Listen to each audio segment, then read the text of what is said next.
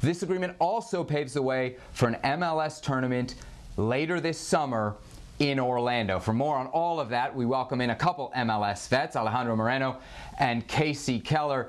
Ale, this was really remarkable against a dramatic backdrop. Over the weekend, our own Herculez Gomez tweeting that the owners were threatening to lock out the players if there wasn't an agreement by Tuesday noon Eastern. Eventually, that deadline gets pushed back a day, and apparently that last offer changed quite a bit, which is why the two sides were able to reach a deal. But let's get to what they avoided here, a lockout. What do you think the impact would have been on Major League Soccer in 2020 had there been a work stoppage? Well, the truth is that nobody wanted to get to that point, and the perception of Major League Soccer, the players, the owners, everybody involved in this decision-making process, it would have changed dramatically. And I think from the outside looking in, what you would suggest is, what are you people doing? See, people got really panicky over the weekend because of the backdrop that you were just talking about and the potential lockout and what that would mean for Major League Soccer. But here's the thing. This is what these negotiations are like. And whereas there's some posturing, there's some pushback, there are offers, counter offers, some animosity, and people kind of going in different directions. But in the end, they were both walking towards the edge.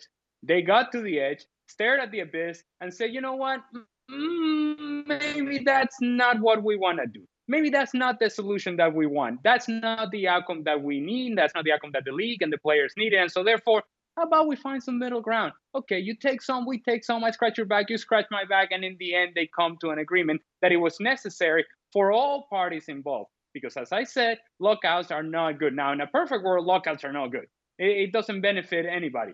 However, in a pandemic world, in a social unrest world that we live right now, well, let me tell you something. It would have been incredibly dumb to go into a lockout. It would have been catastrophic for Major League Soccer. They have to get back out on the field. They have to get back out there so that people can watch this league and people can become fans of this league, and you can continue to showcase your product at the level that you want to do so.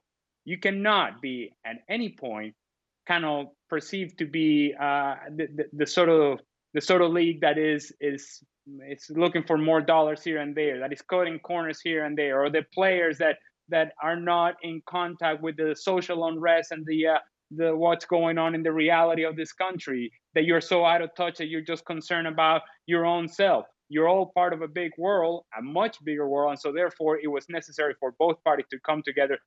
There was no choice to be made here. An agreement had to be reached, and I'm glad they did. Kasey, I can't help but think of the Major League Baseball strike of 1994-95, the damage that did to America's pastime. Do you think Major League Soccer dodged the proverbial bullet here?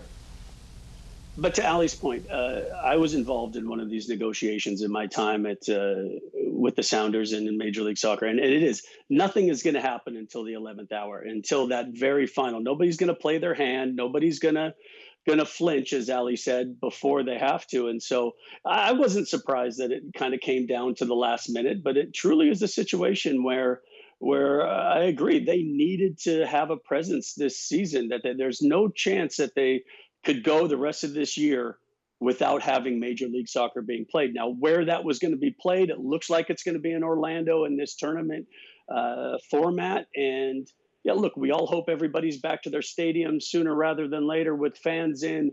But to not have a presence this whole year would have been a big mistake for Major League Soccer. And I'm happy that in the end, as expected, I think both parties came together as they needed to and got this thing done. People want to know why it's so complicated. There's quite a bit going on here, not just the return to play plan, as you guys mentioned, the prospective tournament in Orlando, also the 5-year collective bargaining agreement. A couple of the important points here. They were negotiating salary cuts. The players will take a 7.5% reported salary cut over the next year. They were also negotiating revenue share of the next TV deal, effectively what percentage of the pie the players will get the next time around. It sounds like the players did take some concessions there, at least in the short term. And then finally, this force majeure clause that we kept hearing about, the owners wanted that in there if 5 teams saw a drop in attendance of 25% or more, and that was really the sticking point, and eventually that was taken off the table. And as we said before, the deal gets done. Ale and Kasey, you've both been in these situations as a player in Major League Soccer going against your management. Ale, how do you think the owners handle this?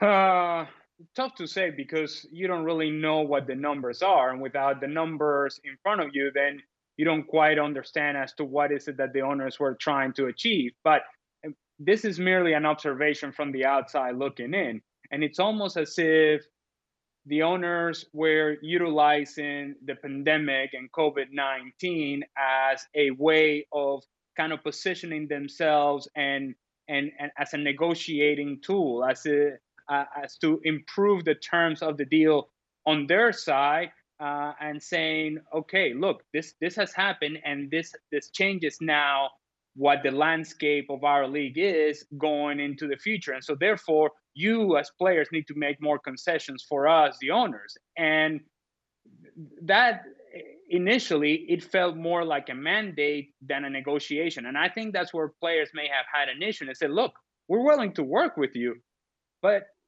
this is not a mandate. This is supposed to be us coming to the table.